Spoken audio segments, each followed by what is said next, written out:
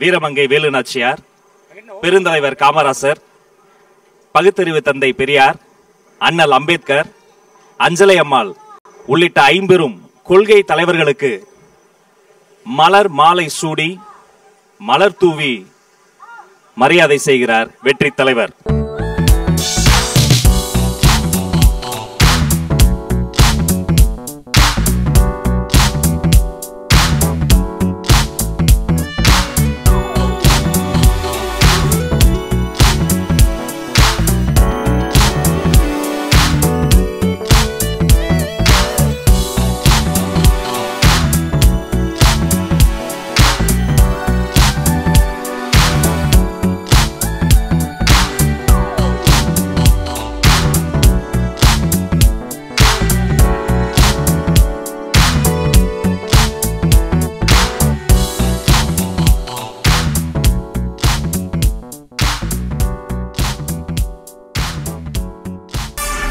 மாநில செயற்குழு கூட்டத்திற்கு தலைமை தாங்கி நடத்த இதோ வருகிறார்.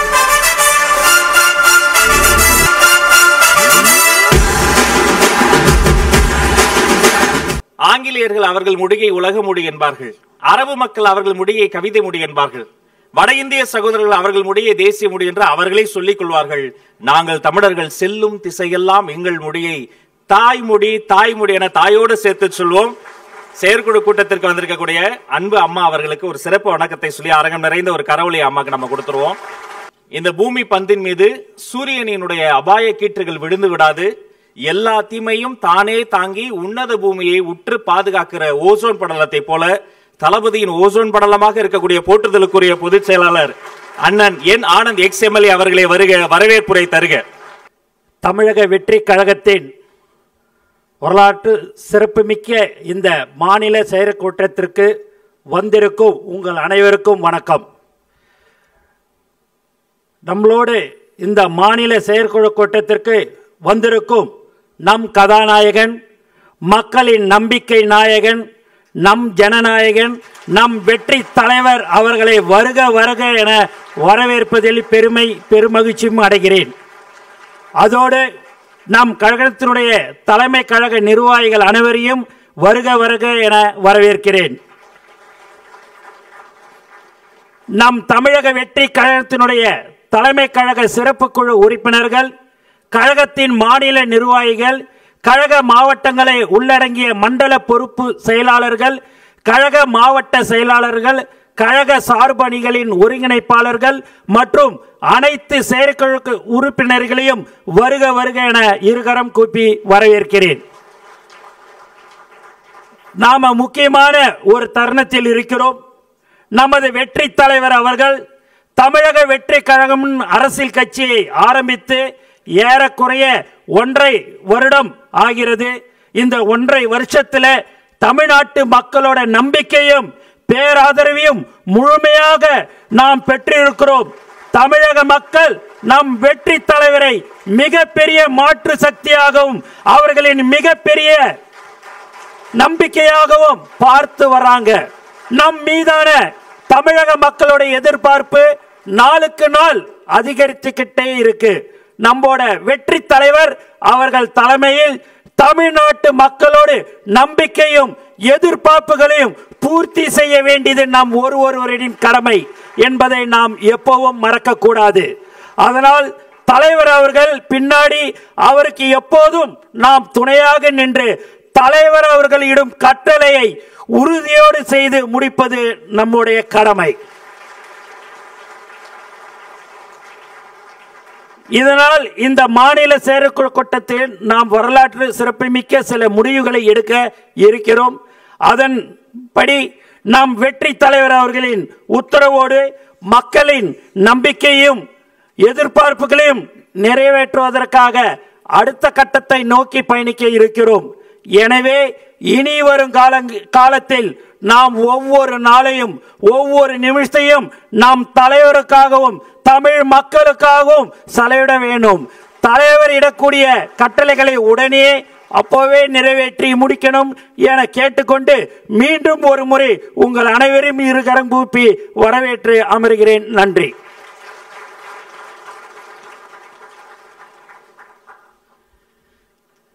ஒரு ஆற்றுக்கு இரண்டு பக்கம் இருக்கிற இரண்டு ஊர்களை இணைக்கக்கூடிய உறவு பாலம் என்று சொன்னால் அந்த மரப்பாலம் தான். அப்படி இந்த உலகத்தை நம்மோடு இணைக்கக்கூடிய உறவு பாலமாக இருக்கக்கூடிய ஊடகவியலாளர்களுக்கு நன்றி. ஒரு சிறு கலந்துரையாடல், அப்போது நேரலையை துண்டித்து மீண்டும் தீர்மானங்கள் நிறைவேற்றுகிற பொழுது நேரலையில் உங்கள் கரம் பற்றுவோம். சோ இதோடு நம்ம லைவை நிறுத்திக்குவோம். Thanks to media and press. இப்போது நிர்வாகிகளுடன் கலந்துரையாடல். சிறப்பு தீர்மானம் 1, கழக பொதுச் செயலாளர் திரு என் ஆனந்த் எக்ஸ்எம்எல்ஏ அவர்களை அன்போடு அழைக்கிறோம். ஒரு அரங்கம் நிறைந்த கரவொலியோடு.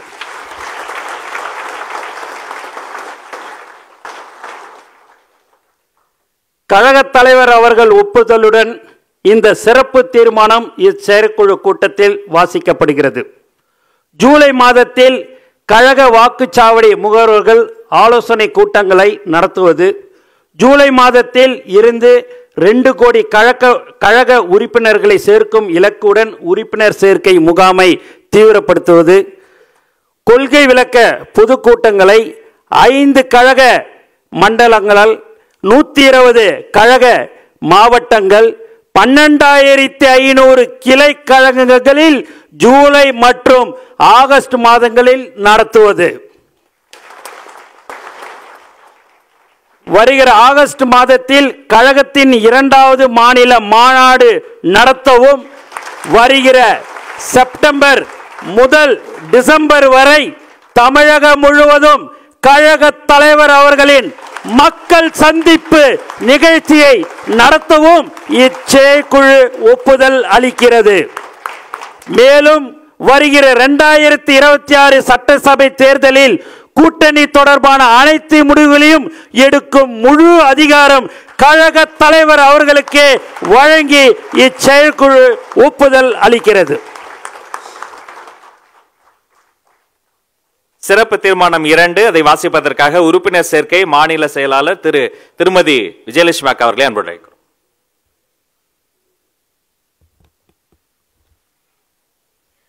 வருகின்ற 2026 சட்டமன்ற தேர்தலை நம் வெற்றி தலைவர் அவர்களை முதலமைச்சர் வேட்பாளராக கொண்டு தமிழக வெற்றி கழகத்தின் தலைமையில் களம் காண வேண்டும் என்று தமிழ்நாட்டு மக்களின் சார்பாக கேட்டுக்கொள்கிறேன்.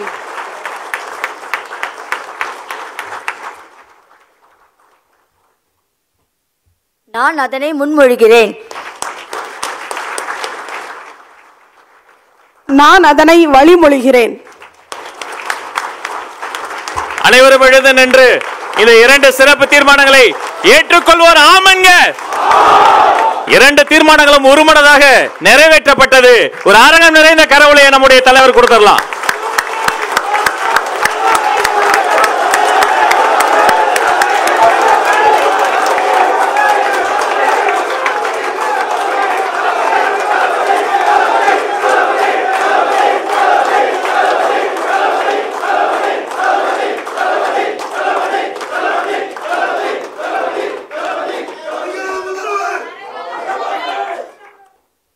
நன்றி நன்றி. உட்காரலாம், எல்லாரும் உட்காரலாம்.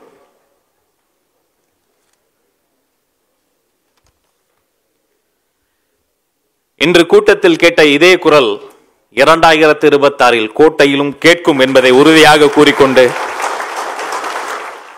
அடுத்த சில முக்கிய தீர்மானங்கள், அதுல முதல் 2 தீர்மானங்கள் உறுதியாக ஒருவர் நிறைவேற்ற காத்திருக்கிறார். எனவே தீர்மானம் 3 இருந்து ஒவ்வொன்றாக முன்மொழிந்து நிறைவேற்றப் போகிறோம். தீர்மானம் 3 முன்மொழிவதற்காக சேலம் மத்திய மாவட்ட செயலாளர் அண்ணன் திரு சேலம் பார்த்திபன் அவர்களை அன்போடு அழைக்கிறேன்.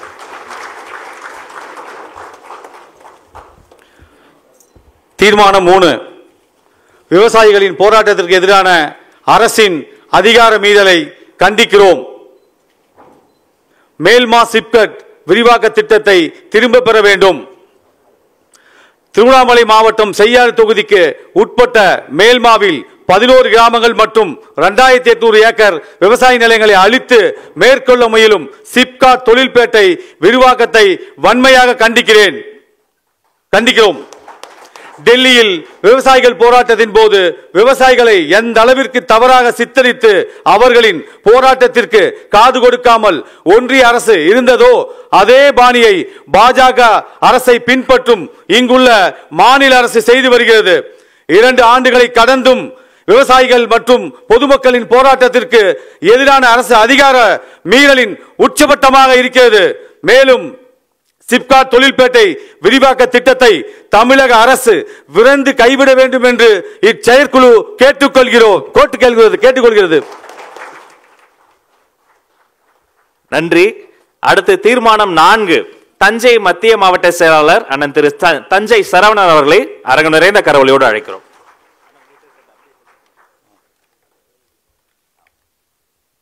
தீர்மானம் எண் 4, நெல் கொள்முதல் செய்வதில் தனியார் நிறுவனங்களை அனுமதிக்க கூடாது என்பதை வலியுறுத்துகின்ற தீர்மானம். விவசாயிகள் உற்பத்தி செய்யும் நெல்லை உரிய விதத்தில் கொள்முதல் செய்யவோ, கொள்முதல் செய்ததை தானிய கிடங்குகளில் முறையாக சேமித்து வைப்பதற்கு தேவையான நல்ல கட்டமைப்பை இதுவரை இந்த வெற்று விளம்பர மாடல் திமுக அரசு ஏற்படுத்தவே இல்லை. சிறிய மழை வந்தாலும் பெரும் பாதிப்புகளுக்கு உள்ளாகும் நெல் மூட்டைகள் இழக்காவதை தொடர்ந்து பார்த்து வருகிறோம். இதற்கிடையில் தேசிய நுகர்வோர் கூட்டுறவு இணையம் national cooperative consumers federation of India private limited என்னும் பெயரில் தனியார்கள் நெல் கொள்முதலுக்கு புகுத்துவது, அதன் மூலம் விவசாயிகளின் வாழ்வாதாரத்தை ஒரு சிலர் தீர்மானிக்கும்படி கேள்விக்குறியாக்குவது போன்ற மோசமான முன்னெடுப்புகளை எடுத்து வரும் இந்த அரசு மேற்கொண்டு வருகிறது. இது போன்ற மோசடி செய்யும் தனியார் நிறுவனங்களை நெல் கொள்முதல் செய்ய அனுமதிக்க கூடாது என்று இந்த செயற்குழு வலியுறுத்துகிறது. தீர்மானம் 5, விழுப்புரம் கிழக்கு மாவட்ட செயற்குழு உறுப்பினர் திருமதி சைதானி அவர்கள்.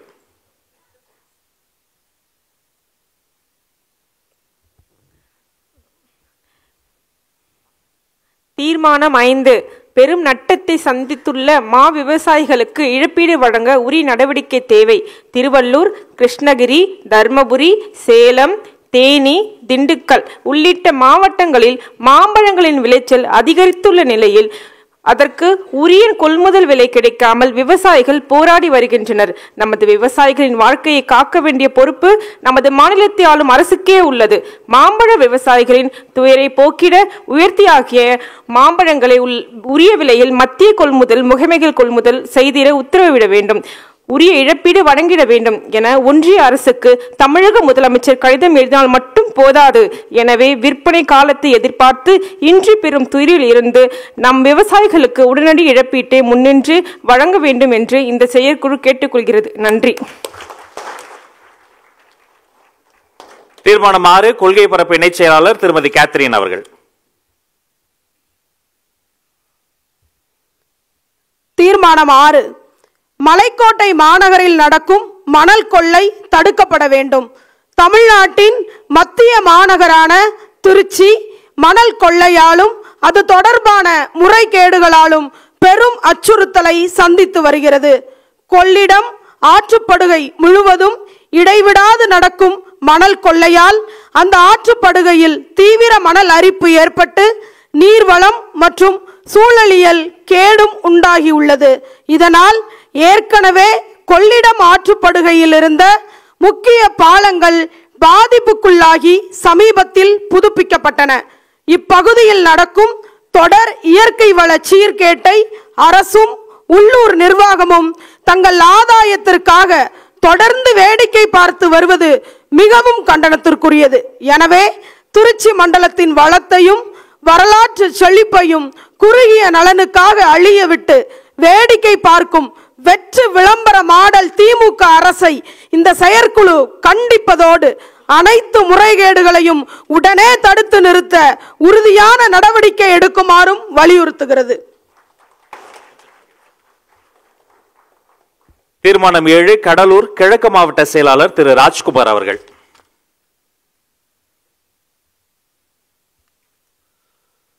தீர்மானம் 7, NLCக்கு நிலம் கொடுத்தவர்களுக்கு முழுமையான இழப்பீட்டுத் தொகை குடும்பத்தினருக்கு வேலைவாய்ப்பு மற்றும் ஒப்பந்த தொழிலாளர்களை நிரந்தர தொழிலாளராக வலியுறுத்தி தீர்மானம். நெய்வேலி லிக்னைட் கார்ப்பரேஷன் சுரங்க விரிவாக்க பணிகளை மேற்கொள்வதற்காக மக்களிடம் இருந்து பல ஆண்டுகளாக நிலங்களை கையகப்படுத்தி வருகிறது. NLC நிறுவனத்திற்கு தாங்களின் நிலத்தை கொடுத்த அப்பகுதியைச் சேர்ந்த கிராம மக்களுக்கு இழப்பீடாக அவர்களது குடும்பத்திற்காக வேலை வாய்ப்பும் முழுமையாக வழங்கப்படவில்லை. அவர்களின் வாழ்வாதாரத்தை எந்த உதவியும் செய்யப்படவில்லை என்ற நிலையை தற்போது வரை நீடிக்கிறது. அந்த கிராம மக்களுக்கு உரிய இழப்பீடு தொகையையும் குடும்பத்தில் ஒருவருக்கு வேலை வாய்ப்பும் வழங்கிட வேண்டும் என்றும் ஒப்பந்த தொழிலாளருக்கு பணி நிரந்தரம் செய்யப்பட வேண்டும் என்றும் இச்செயற்குழு வலியுறுத்துகிறது.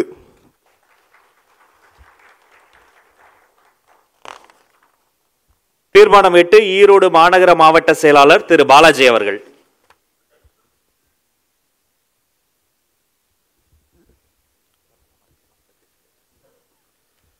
தீர்மானம் 8 விசைத்தறி தொழிலாளர்கள் கோரிக்கையை முத்தரப்பு பேச்சுவார்த்தை மூலம் நிறைவேற்ற கோரி தீர்மானம்.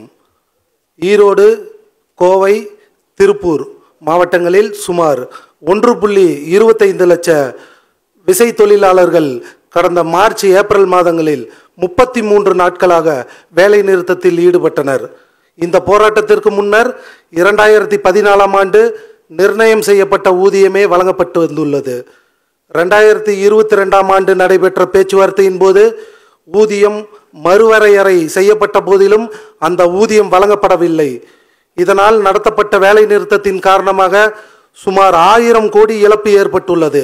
எனவே 2 ஆண்டுகளுக்கு ஒரு முறை விசைத்தறி உரிமையாளர்கள், விசைத்தறி தொழிலாளர்கள் மற்றும் மாவட்ட ஆட்சியர்கள் ஆகியோர் முத்தரப்பு பேச்சுவார்த்தையில் ஈடுபட்டு ஊதிய உயர்வு கோரிக்கையில் தீர்வு காணப்பட வேண்டும் என்று இச்செயற்குழு கேட்டுக்கொள்கிறது. நன்றி. தீர்மானம் 9 மாநில உறுப்பினர் சேர்க்கை இணை செயலாளர் வழக்கறிஞர் யாஸ்மின் அவர்கள்.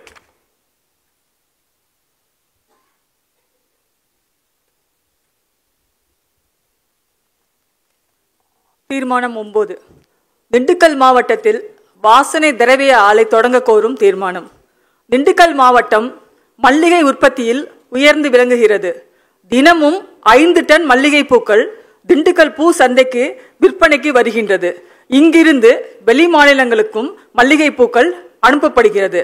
ஆனால் அவற்றை மதிப்பு கூட்டி விற்பனை செய்யும் வசதிகள் எதுவும் இம்மாவட்டத்தில் இல்லை. எனவே மல்லிகை பூக்களை மதிப்பு கூட்டி விற்பனை செய்யவும் வாசனை திரவ ஆலை ஒன்றை நிறுவுவதற்கும் வழிவகை செய்யப்பட வேண்டும் என இச்செயற்குழு வலியுறுத்துகிறது. நன்றி. தீர்மானம் 10 திரு டேவிட் வில்சன் முன்னாள் சட்டமன்ற உறுப்பினர் அவர்கள்.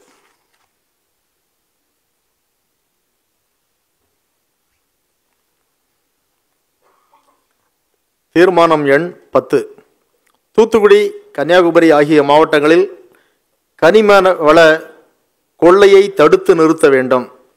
தூத்துக்குடி, கன்னியாகுமரி ஆகிய மாவட்டங்களில் பல லட்சம் கோடி மதிப்பு வாய்ந்த கனிம வளங்கள் கொள்ளை போவது குறித்து செய்திகள் அவ்வப்போது ஊடக கவனத்தை ஈர்த்து விவாதத்திற்கு உள்ளாக்கிய போதும் நீதிமன்ற கவனத்துக்கு வந்த பின்னரும் கன்னியாகுமரி மாவட்டத்தில் இருந்து கனிம வளங்கள் கொள்ளையடிக்கப்பட்டு கேரளாவுக்கு கடத்தி செல்லப்படுவது தொடர்ந்து நடந்து கொண்டிருக்கிறது.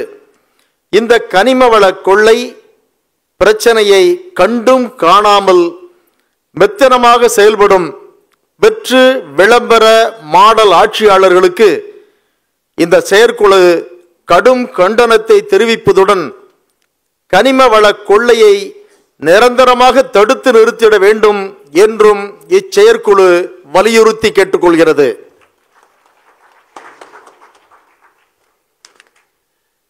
தீர்மானம் 11 கள்ளக்குறிச்சி கிழக்கு மாவட்ட செயலாளர் திரு பரணி பாலாஜி அவர்கள்.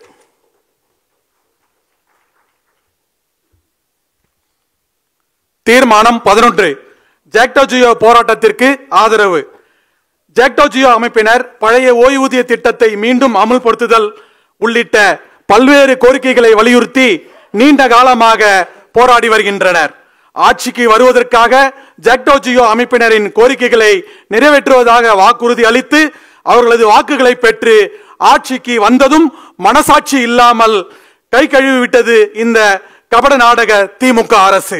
தற்போதைய ஆட்சி தலைமையின் குடும்ப நலன் மட்டுமே முக்கியமாக கருதும் வெற்றி விளம்பர மாடல் திமுக அரசுக்கு தமிழக மக்களின் குடும்ப நலனோ அல்லது அரசு ஊழியர்கள் மற்றும் ஆசிரியர்கள் குடும்ப நலனோ முக்கியமில்லை. ஜாக்டோ ஜியோ அமைப்பின் போராட்டத்தை லட்சக்கணக்கான குடும்பங்களின் நலம் சார்ந்த போராட்டமாகத்தான் தமிழக வெற்றி கழகம் பார்க்கிறது. சமீபத்தில் தன்னை சந்தித்த ஆசிரியர் சங்கத்தினிடம் நம் வெற்றி தலைவர் கூறியது போலவே அரசு ஊழியர்கள் மற்றும் ஆசிரியர்கள் போராட்டத்திற்கு தாவேகா தனது முழு ஆதரவை மனப்பூர்வமாக வழங்குகிறது என்பதும் கழகத்தின் இச்செயற்குழு வாயிலாக மீண்டும் உறுதிப்படுத்தப்படுகிறது. தீர்மானம் 12 சென்னை தெற்கு வடக்கு மாவட்ட செயலாளர் அண்ணன் திரு அப்புன் என்கிற வேல்முருகன்.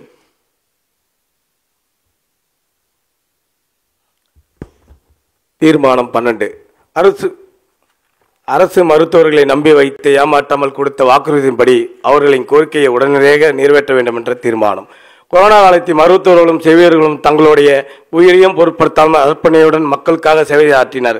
அப்போதைய எதிர்க்கட்சி தலைவரும் தற்போதைய முதலமைச்சர் மு.க. ஸ்டாலின் அவர்கள் மருத்துவர்களின் ஊதியம் தொடர்பான பிரச்சனைக்கு தீர்வு எட்டப்படும் என்று அவர்களின் கோரிக்கை நிறைவேற்றப்படும் என்று அரசு மருத்துவர்களை நேரில் சந்தித்து வாக்குறுதி அளித்தார். ஆனால் ஆட்சிக்கு வந்த பிறகு வழக்கமுள்ள அனைத்து கோரிக்கைகளும் கிடப்பில் போட்டது போல அரசு மருத்துவர்களின் கோரிக்கையும் முதலமைச்சர் மு.க. ஸ்டாலின் அவர்கள் கிடப்பில் போட்டுள்ளார். உயிர் காக்கும் உள்ளத்தை சேவையாற்றி வரும் மருத்துவர்களின் ஊதியம் மற்றும் காலிப்பிடங்களை நிரப்புவது தொடர்பான கோரிக்கைகளை கொடுத்த வாக்குறுதியின்படி முதலமைச்சர் மு.க. ஸ்டாலின் அவர்கள் நிறைவேற்றி தருவான இச்செயற்குழு வலியுறுத்தியது.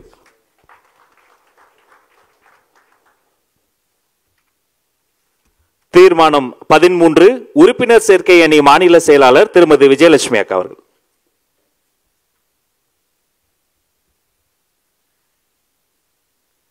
தமிழக மீனவர்கள் பிரச்சினைக்கு நிரந்தர தீர்வு காண கச்சத்தீவை குத்தகை அடிப்படையில் ஒன்றிய அரசு கேட்டு பெற வேண்டும். தமிழக மீனவர்களிடம் வரம்பு மீறி நடந்து கொள்ளும் இலங்கை அரசு எல்லை தாண்டி மீன் பிடிக்கிறார்கள் என்று கூறி மாதக்கணக்கில் ஆண்டு கணக்கில் தமிழக மீனவர்களை சிறை வைக்கும் போக்கை கையாண்டு வருகிறது. அடிப்படை வாழ்வாதாரம் எப்படி குற்றமாகும் என்ற நம் மீனவர்களின் கேள்வியோடு மோசமான விதிகளை கையாண்டு வரும் இலங்கை அரசின் நடவடிக்கைகளை நிறுத்துமாறு மாநில மற்றும் ஒன்றிய அரசுகள் நடவடிக்கைகளை மேற்கொள்ள வேண்டும். ஏற்கனவே கழக தலைவர் அவர்கள் தனது அறிக்கையில் வலியுறுத்தியபடி தமிழக மீனவர்கள் பிரச்சினைக்கு நிரந்தர தீர்வு காண இழந்த நம் கச்சத்தீவை குத்தகை அடிப்படையில் ஒன்றிய அரசு கேட்டு பெற வேண்டும் என்றும் இந்த செயற்குழு கேட்டுக்கொள்கிறது. தீர்மானம் 14 செய்தி தொடர்பு இணை செய்தி தொடர்பாளர் திரு எஸ் ரமேஷ் அவர்கள்.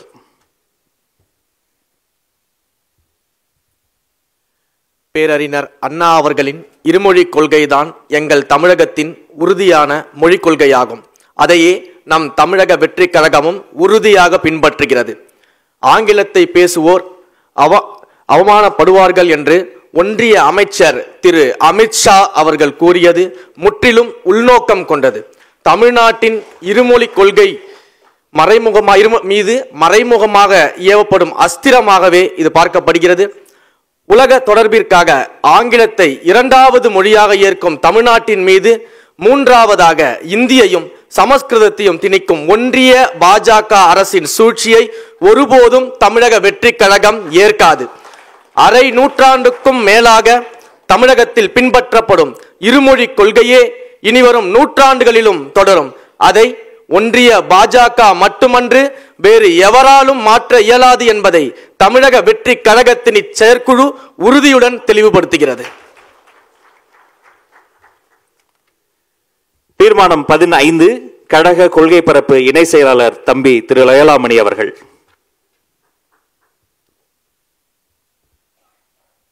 தீர்மானம் 15 தேர்தல் நடைபெற உள்ள மாநிலங்களில் வாக்காளர் பட்டியல் சிறப்பு தீவிர திருத்தம் நடத்துவதன் வாயிலாக சிறுபான்மையினர் வாக்குகளை குறைக்க முயற்சிப்பதை தடுத்து நிறுத்த வேண்டும். சட்டமன்ற தேர்தல் நடைபெற உள்ள மாநிலங்களில் வாக்காளர் பட்டியல் சிறப்பு தீவிர திருத்தம் மேற்கொள்ள இந்திய தேர்தல் ஆணையம் முடிவு செய்துள்ளது. இதன் வாயிலாக ஜனநாயகத்திற்கு எதிராக சிறுபான்மையினர் வாக்குகளை குறைத்து தங்களுக்கு சாதகமான வாக்கு வங்கிகளை அதிகரிக்க ஒன்றிய பாஜக அரசு முயல்கிறதோ என்ற சந்தேகம் வலுவாக எழுகிறது. எனவே இந்த நடவடிக்கையை இச்செயற்குழு வன்மையாக கண்டிப்பதுடன் இதுபோன்ற ஜனநாயக விரோத நடவடிக்கைகளை தடுத்து நிறுத்த வேண்டும் என்றும் வலியுறுத்துகிறது. மேலும் 18 வயது நிறைவடைந்த தகுதியுள்ள நபர் எவராக இருந்தாலும் அவருக்கு வாக்களிக்கும் முழுமையான உரிமையை சட்டப்படி வழங்க நடவடிக்கை எடுக்க வேண்டும் எனவும் இச்செயற்குழு கேட்டுக்கொள்கிறது.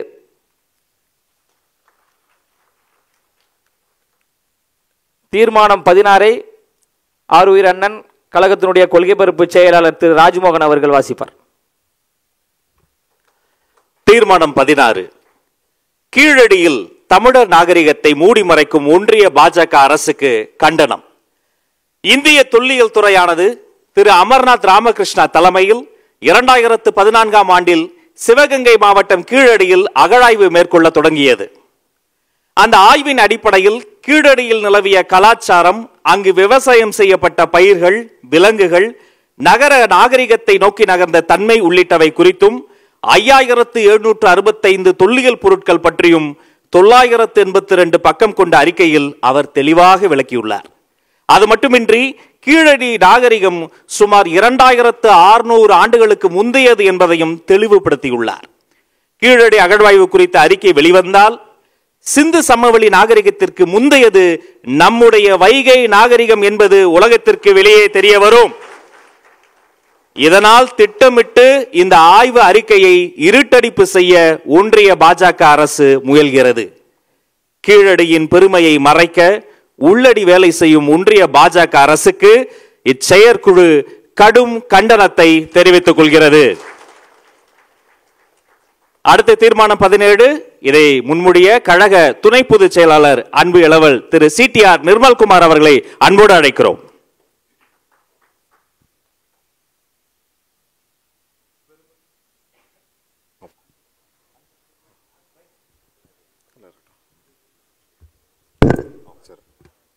பெருமைமிகு இந்த செயற்குழுவிற்கு தலைமையேற்றிருக்கும் தலைவர் மற்றும் இங்கே வருகை புரிந்திருக்கும் அனைவருக்கும் என்னுடைய வணக்கத்தை தெரிவித்துக் கொள்கிறேன்.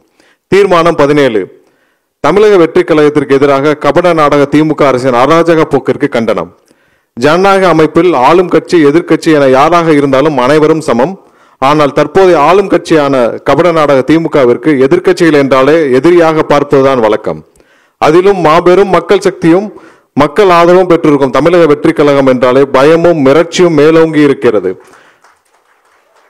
அதன் வெளிப்பாடாகத்தான் தமிழக வெற்றி கழகத்தின் சார்பாக பொதுக்கூட்டமோ மக்கள் சந்திப்போ மக்கள் நிகழ்வோ என எந்த பொதுவெளி தனியரங்கிலும் தனியார் இடங்களிலும் என எங்கு நடத்த அனுமதி தராமல் தடுக்கிறது இந்த வெற்றி விளம்பரம் ஆடல் திமுக அரசு. இந்த அதிகார திருமீறின் உச்சமாக தமிழக வெற்றி கழகம் சார்பாக கழக நிகழ்ச்சியை ஒருங்கிணைக்கும் கிளை கழகம் முதற்கொண்டு மாவட்ட கழகம் வரை இருக்கும் அனைத்து பொறுப்பாளர்கள், தோழர்கள், மகளிர் அணியினர் காவல்துறை ஏவி தாக்கும் பொய் வழக்குகள் போட்டு மிரட்டவும் செய்கிறது இந்த திமுக அரசு. 2026 சட்டமன்ற தேர்தலில் தமிழக வெற்றி கழகம் கபட நாடக திமுகவிற்கு தோல்வியை பரிசளிப்பது உறுதி என்பதை உணர்ந்தால்தான் இவ்வாறு செய்கிறார்கள். எங்களுடைய வெற்றி தலைவர் ஏற்கனவே தெரிவித்தது போல எதை வேண்டுமானாலும் தடுக்கலாம், ஆனால் இயற்கையையும் மாபெரும் மக்கள் புரட்சியும் எல்லளவும் தடுக்க இயலாது. ஜனநாயகத்திற்கு எதிரான போக்குடன் அதிகார மமதியில் ஆட்டம் போடும் திமுக அரசை தமிழக வெற்றி கழகத்தின் செயற்குழு வாயிலாக வன்மையாக கண்டனத்துடன் எச்சரிக்கிறோம். தீர்மானம் 18. இதை முன்மொழிய கழக தேர்தல் பிரச்சார மேலாண்மை பொதுச் செயலாளர் திரு ஆதவ் அர்ஜுனா அவர்களை அன்போடு அழைக்கிறோம்.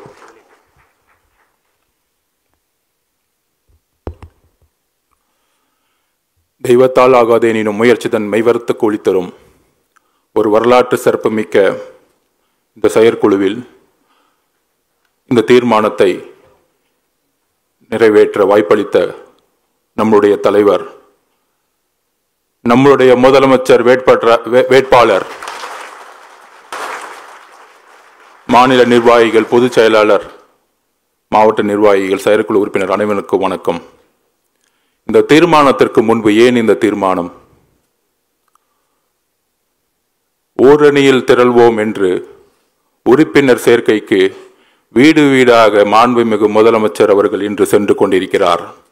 ஆனால் சிவகங்கை மாவட்டத்தில் தந்தை இல்லாமல் ஒரு தாயின் வளர்ப்பில் வளர்ந்து இந்த அரசு விற்கக்கூடிய டாஸ்மார்க்கில் மதுவை அருந்தக்கூடிய இளைஞரா, இல்லை போதைக்கு அடிமையான இளைஞரா? அந்த இளைஞர் தேர்ந்தெடுத்த வாழ்க்கை இந்து அறநிலைத்துறை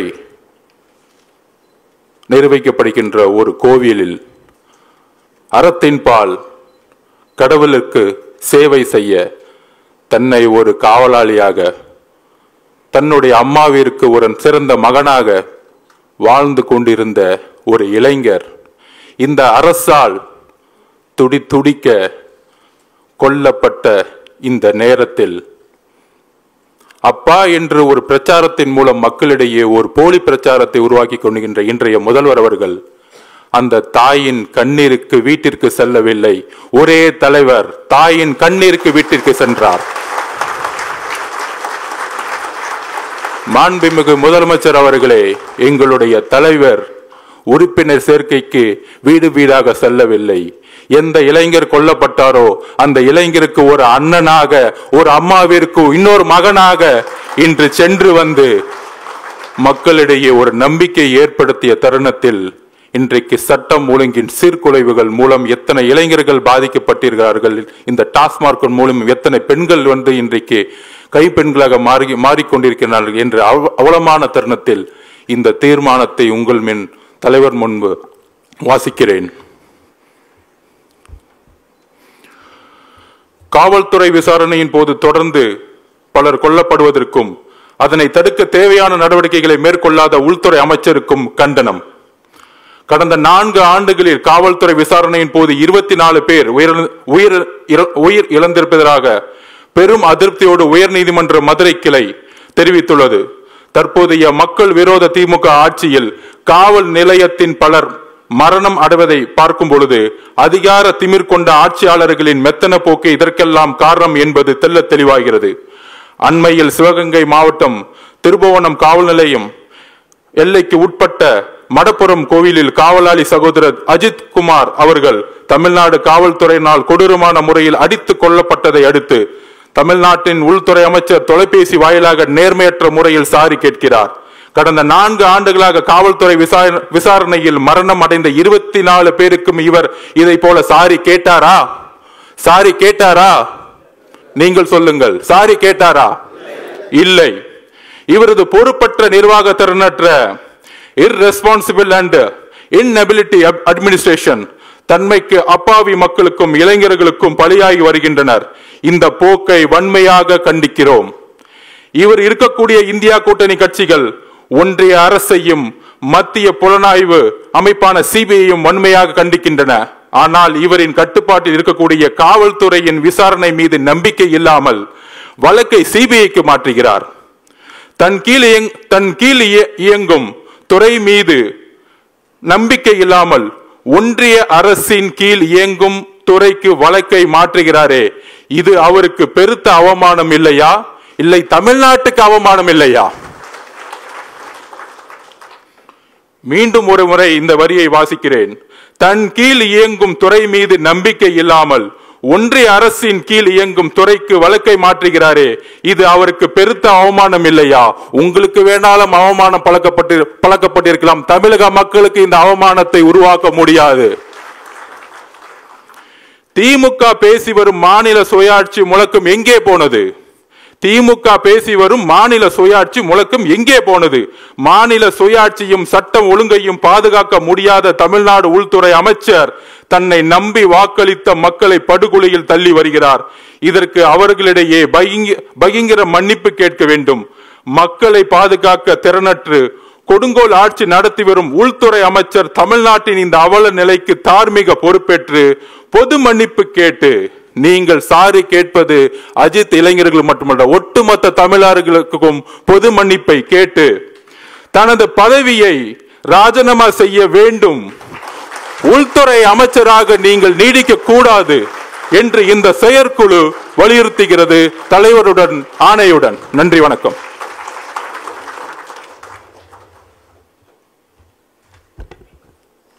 தீர்மானம் 19 கழக கொள்கை பரப்பு பொதுச் செயலாளர் டாக்டர் திரு அருண்ராஜ் அவர்கள்.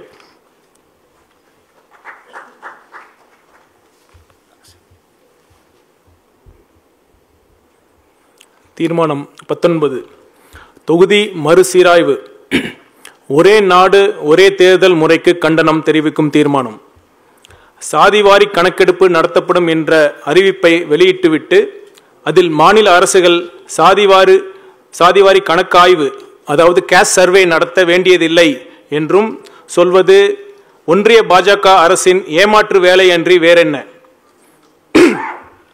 அனைத்து சமுதாய மக்களின் சமூக கல்வி பொருளாதார சூழல் குறித்த தெளிவான பார்வை இல்லாத கணக்கெடுப்பை எந்த சூழலிலும் தமிழக வெற்றி கழகம் ஏற்கவே ஏற்காது. இடஒதுக்கீட்டுக்கு கேடு விளைவிக்கும் இது போன்ற அரசியல் சித்து விளையாட்டில் ஈடுபடும் ஒன்றிய பாஜக அரசு நாடாளுமன்ற தொகுதிகள் மறுசீராய்வு என்ற பெயரில் தென் மாநிலங்களுக்கான பிரதிநிதித்துவத்திலும் அநீதி இழைக்க முயல்கிறது. இதோடு மட்டுமல்லாமல் ஒரே நாடு ஒரே தேர்தல் என்று திட்டமிடுவதன் மூலம் ஜனநாயகமே கேள்விக்குறியாகும் நிலை உருவாகி உள்ளது. ஒன்றிய பாஜக அரசின் இத்தகைய எதேச்சதிகார போக்கை தமிழக வெற்றி கழகத்தின் செயற்குழு வன்மையாக கண்டிக்கிறது. இதற்கான பதிலடியை தென்னிந்திய மக்கள், குறிப்பாக தமிழக மக்கள் வருகிற 2026 சட்டமன்ற தேர்தலில் அவர்களுக்கு வலுவாக தருவார்கள் என்பதையும் எச்சரிக்கையாக தாவைக்கவின் இச்செயற்குழு தெரிவித்துக் கொள்கிறது. நன்றி. தீர்மானம் 20 போற்றுதலுக்குரிய பொதுச் செயலாளர் அண்ணன் திரு என் ஆனந்த் அவர்களை அன்போடு அழைக்கிறேன். பெரியார் அண்ணாவை அவமதிக்கும் பிஜேபியின் பிளவுவாத அரசியலை கண்டிக்கும் தீர்மானம். தமிழ்நாடு எப்போதும் மதசார்பற்ற பூமி, சமூக நல்லிணக்கத்தையும் சமூக நீதியும் போற்றும் மண், ஒற்றுமை மற்றும் சமத்துவத்தை காக்கும் மாநிலம். இங்கு விஷமத்தையோ விதைத்தால் அந்த முயற்சி துளி கூட துளிர்க்காது. இன்றளவும் தமிழக மக்களின் மனங்களில் நீக்கமற நிறைந்திருக்கும் தலைவர்களான தந்தை பெரியார், பேரறிஞர் அண்ணா ஆகியோரை களங்கப்படுத்தும் முயற்சிக்கு தமிழ்நாட்டில் துரும்பளவு பலன் கூட கிடைக்காது. பிளவுவாத அரசியலை பிஜேபி எந்த வடிவத்தில் எந்த வேடத்தில் செய்தாலும் தமிழக மக்கள் அதை முறையடிப்பார்கள்.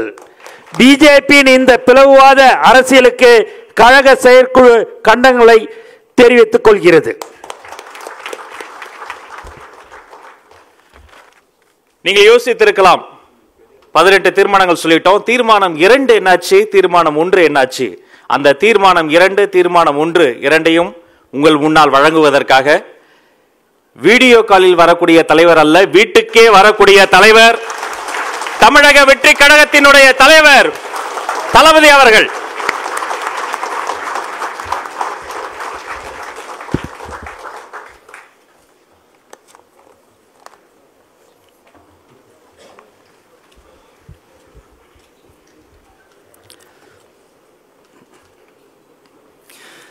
தீர்மானம் 2. கொள்கை எதிரிகள் மற்றும் பிளவுவாத சக்திகளுடன் என்றைக்கும் நேரடியாகவோ மறைமுகமாகவோ கூட்டணி இல்லை.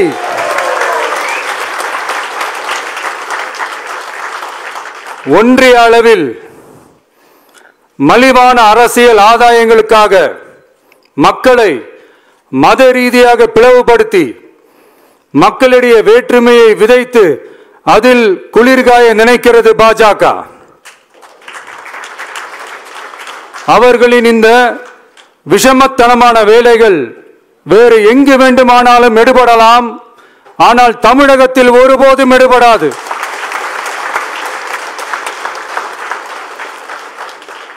சமூக நீதியும் நல்லிணக்கமும் சகோதரத்துவமும் சமத்துவமும் ஆழமாய் வேரூன்றிய மண் இந்த தமிழ்நாட்டு மண். எனவே இங்கு தந்தை பெரியாரை அவமதித்தோ அறிஞர் அண்ணாவை அவதூறுக்கு உள்ளாக்கியோ அல்லது தமிழ்நாட்டின் மதிப்பிற்குரிய தலைவர்களை வைத்தோ அரசியல் செய்ய நினைத்தால் அதில் பாஜக ஒருபோதும் வெற்றி பெறவே இயலாது.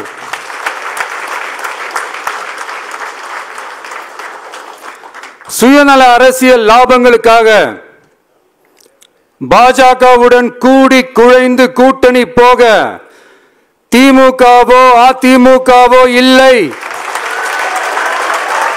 நம் தமிழக வெற்றி கழகம்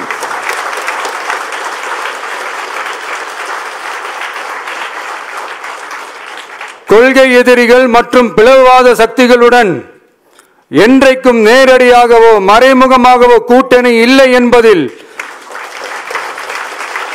தமிழக வெற்றி கழகம் மிக உறுதியாக இருக்கிறது.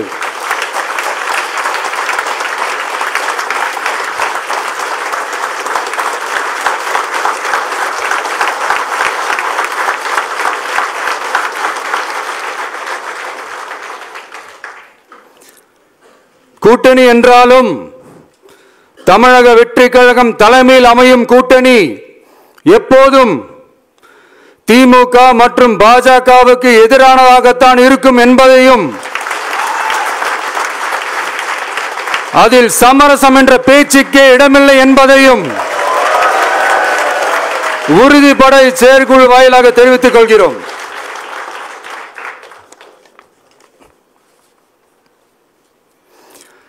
இது இறுதியான தீர்மானம் மட்டுமல்ல, உறுதியான தீர்மானம்.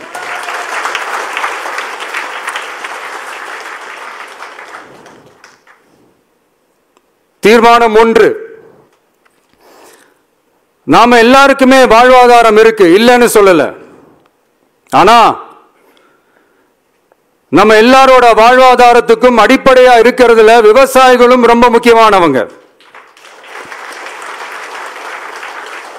அப்படிப்பட்ட நம்ம விவசாயிகளுக்காக அவங்க கூட நிக்க வேண்டியது நம்ம கடமை. அந்த கடமையை நாம சரியா செஞ்சே ஆகணும். கண்டிப்பா நாம விவசாயிகள் பக்கம் எப்பவும் நிற்போம், நிற்போம், நிற்போம், நின்னே தீருவோம். பரந்தூர் விமான நிலைய பிரச்சனை தொடர்பா தமிழ்நாடு முதலமைச்சர் மாண்புமிகு திரு மு.க. ஸ்டாலின் அவர்களுக்கு ஒரு கடிதம் எழுதியிருக்கிறோம். அதை நான் இங்க கொஞ்சம் படிச்சு காட்டுறேன். மாண்புமிகு தமிழ்நாடு முதலமைச்சர் அவர்களுக்கு வணக்கம். பரந்தூர் பகுதியில் விவசாய நிலங்களை அழிச்சிட்டு புது ஏர்போர்ட் கட்டுறதுக்கு எதிர்ப்பு தெரிவிச்சு அந்த பகுதியில் இருக்கிற பொதுமக்களும் விவசாயிகளும் வருஷ கணக்கா போராடிக்கிட்டு இருக்கிறாங்க. போராட்டத்தில் அவங்கள தமிழக வெற்றி கழகம் சார்பா நான் போய் பார்த்தேன். அதுக்கு அடுத்த நாளே மக்கள் பாதிக்காத வண்ணம் விமான நிலையம் அமைக்கப்படும்னு உங்க கவர்மெண்ட் சார்பா ஒரு விளக்க அறிக்கை வந்துச்சு. அந்த ஸ்டேட்மெண்ட்ல 1005 குடும்பங்கள் மட்டுமே பரந்தூரில் வசிப்பதால் விமான நிலையம் வந்தா பெரிய பாதிப்பு இருக்காதுன்ற மாதிரி சொல்லி இருந்தாங்க. மக்கள் பாதிக்காத வண்ணம்னா என்னங்க சார்? ஒண்ணு அந்த இடத்துல ஏர்போர்ட் வருதுன்னு சொல்லணும், இல்ல அந்த இடத்துல ஏர்போர்ட் வராதுன்னு சொல்லணும். ரெண்டுமே அந்த அறிக்கையில இல்ல. வெறும் 1005 குடும்பங்கள் தான் உங்களுக்கு அவ்வளவு சாதாரணமா போச்சா சிஎம் சார்?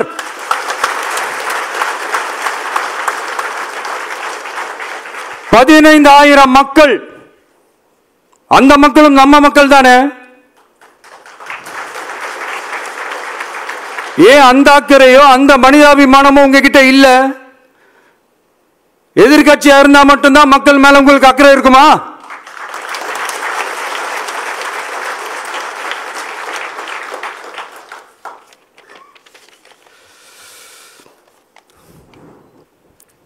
நூற்றுக்கணக்கான ஏக்கர் விவசாய நிலங்களை,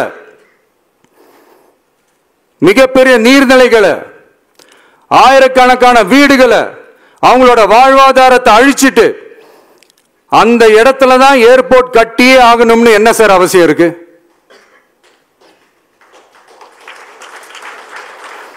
அப்புறம் எப்படி சார் நீங்க உங்களை மக்களின் முதல்வர்னு நான் கூசாம சொல்றீங்க?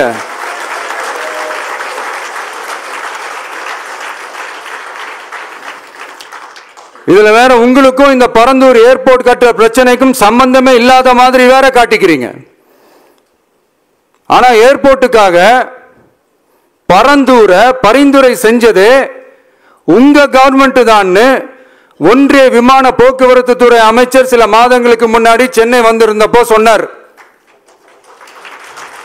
அதுக்கும் உங்ககிட்ட இருந்த எந்த பதிலும் இல்லை. இந்த சூழ்நிலையில பரந்தூர் விமான நிலைய பணிகளுக்காக விவசாய நிலங்களை கையகப்படுத்த கடந்த 25/6/2025 அன்னைக்கு உங்க கவர்மெண்ட் தான் அரசாணை பிறப்பிச்சிருக்கு. விமான நிலையம் அமைக்கிறதையே ஏற்க மாட்டோம்னு வருஷக்கணக்காக போராடுற மக்களோட நிலங்களையும் சேர்த்தே கையகப்படுத்த அந்த ஆணை பிறப்பிக்கப்பட்டிருக்கு. விவசாயிகளோட கண்ணீரை துடைக்க வேண்டிய தமிழ்நாடு அரசு அவங்களோட கண்ணில் குத்துறதாகவே இருக்கு இந்த ஜீவோ. இதெல்லாம் உங்களுக்கு தெரிஞ்சுதான் நடக்குதா? உங்க ஒப்புதலோடு தான் நடக்குதா? தெரியல, பதிலும் தெரியல. பரந்தூர் மக்களை இதுவரைக்கும் நீங்க ஏன் சந்திக்கலன்னு கேட்டா அதுக்கும் பதில் இல்லை.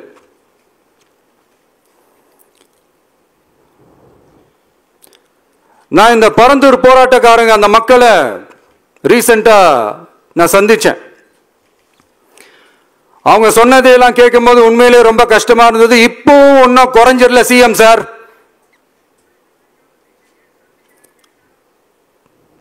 சாதி மதம் கடந்து தங்களோட குடியிருப்புகளை, விவசாய பூமியை, வாழ்வாதாரத்தை, நீர்நிலைகளை காப்பாத்த ஒன்னா நின்று போராடிட்டு இருக்கிற பரந்தூர் பகுதி விவசாய பெருங்குடி மக்களை தயவு செஞ்சு நீங்க நேர்ல சந்திச்சு பேசுங்க.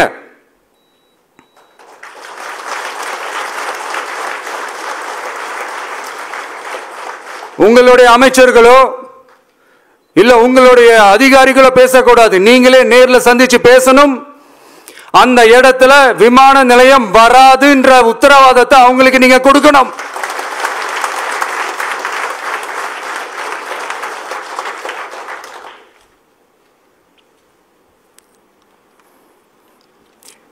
இதையெல்லாம் நீங்க செய்யாம எல்லாத்தையும் கடந்து போகணும்னு நீங்க நினைச்சீங்கன்னா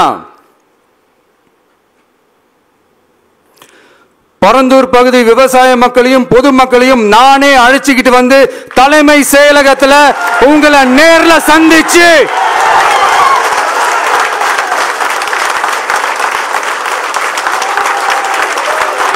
நேர்ல சந்திச்சு முறையிடுற நிலைமை உண்டாகும். அப்படி ஒரு சூழலை நீங்க உருவாக்க மாட்டீங்கன்னு நான் நம்புறேன். அதையும் மீறி அப்படி ஒரு சூழல் வந்துச்சுன்னா நான் ஃபேஸ் பண்ண தயாரா இருக்கேன்.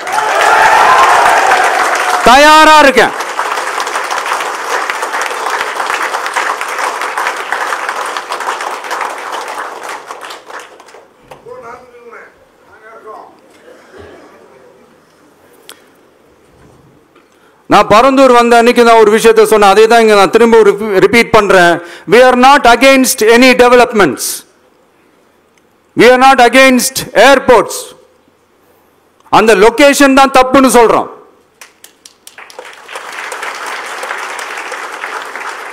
இதை நாங்க மட்டும் சொல்லல, ஏவியேஷன் சேஃப்டி எக்ஸ்பர்ட்ஸ் மென்ஷன் பண்ணியிருக்கிறாங்க. that place is not fit for airport. Pilots அங்க ஏர்கிராஃப்ட் லேண்ட் பண்றதுக்கு they might face a lot of problems ன்றது கூட அதுல மென்ஷன் பண்ணியிருக்கிறாங்க. அது மட்டும் இல்ல, அந்த வாட்டர் பாடிஸ் அழிச்சு அதுக்கு மேல ஏர்போர்ட், அந்த பில்டிங்ஸ், அந்த ரன்வேஸ் இதெல்லாம் வந்ததுக்கு அப்புறம் ஒரு மழைக்காலமோ இல்ல ஒரு floods டைம்லயோ the whole Chennai city will be flooded. இதையும் அதுல மென்ஷன் பண்ணியிருக்கிறாங்க.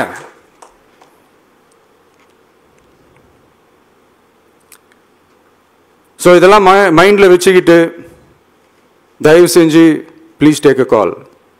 தேங்க்யூ. நன்றி, வணக்கம்.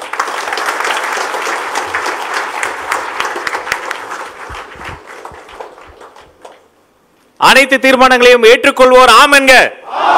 ஒருமனதாக அனைத்து தீர்மானங்களும் நிறைவேற்றப்பட்டது. வெற்றி தளபதி, வெற்றி தலைவர்.